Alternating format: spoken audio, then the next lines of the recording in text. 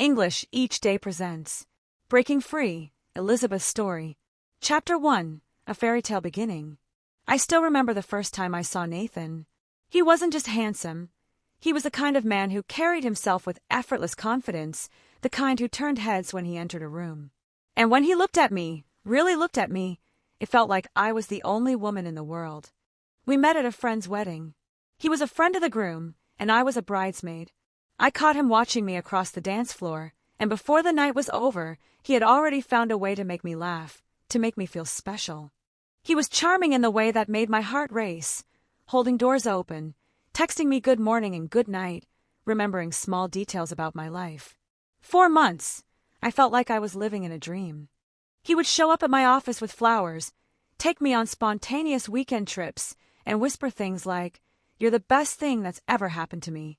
I believed him. So when he proposed 6 months later, I said yes without a second thought. Chapter 2, Cracks in the Glass. It didn't happen all at once. It was slow, so slow that I almost didn't notice. The first time, it was just a comment. "You're really wearing that dress," he said, his voice soft but sharp enough to cut. I laughed it off. "What's wrong with it?" "Nothing," he shrugged. "I just think you'd look better in something else." So I changed. It seemed small, a compromise, but then it was more. At dinner with my friends, I told a funny story about something at work. I was mid-sentence when I felt his hand squeeze my thigh, too hard. Afterward, he was quiet in the car. "What's wrong?" I asked. "You like attention, don't you?" His voice was smooth, but something about it made my stomach twist. I frowned. "What are you talking about?" "The way you laughed. The way you leaned in when you talked. You want people to look at you." I opened my mouth to argue but stopped. Maybe he was right. Maybe I had been too loud. Too much. So next time I toned it down. Chapter 3, The Isolation. It was subtle at first. He didn't like my best friend, Sarah. "She's a bad influence," he said. "She doesn't respect our relationship." Sarah had been my best friend since university.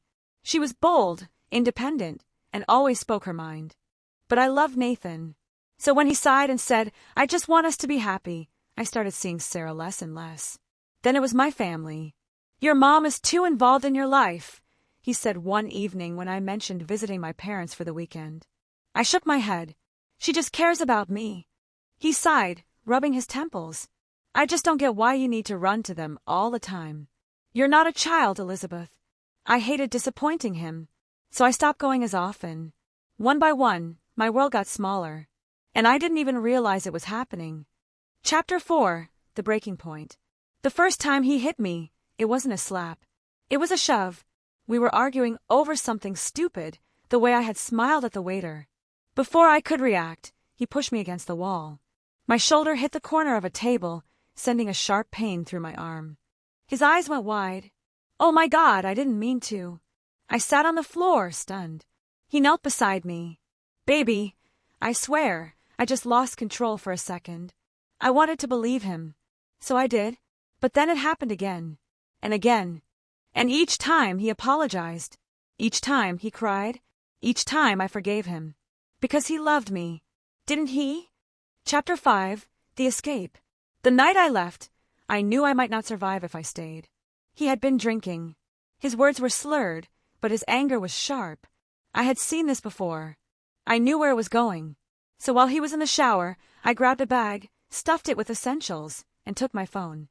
My heart was racing as I stepped outside. Every part of me screamed to go back, because he had convinced me that I needed him. But I kept walking. I found shelter in a friend's apartment. She didn't ask questions. She just held me as I cried. And in the morning, I woke up to something I hadn't felt in years. Freedom. Chapter 6, Becoming Elizabeth Again. Leaving wasn't the end. It was just the beginning. I had nothing. No money, no home, no plan. But for the first time in a long time, I had myself. I got a job at a bookstore. Small, quiet, a place where I could breathe. I started therapy, though at first, I wasn't sure I even deserved it. It took months before I stopped jumping at sudden noises. Before I stopped checking my phone in fear of seeing his name. Slowly, I rebuilt. I took a self-defense class. I reconnected with Sarah. I went back to school. And one day, I looked in the mirror and saw her again. Elizabeth. Not a victim. Not a broken woman. Just me. If you've ever felt trapped, if you've ever doubted your worth, I need you to know this. You are strong. You are worthy of love that doesn't hurt. You can leave. And you will survive. Want more stories like this? Subscribe to English each day for inspiring stories that help you improve your English while connecting with real-life experiences. Thank you for watching. See you in our next video.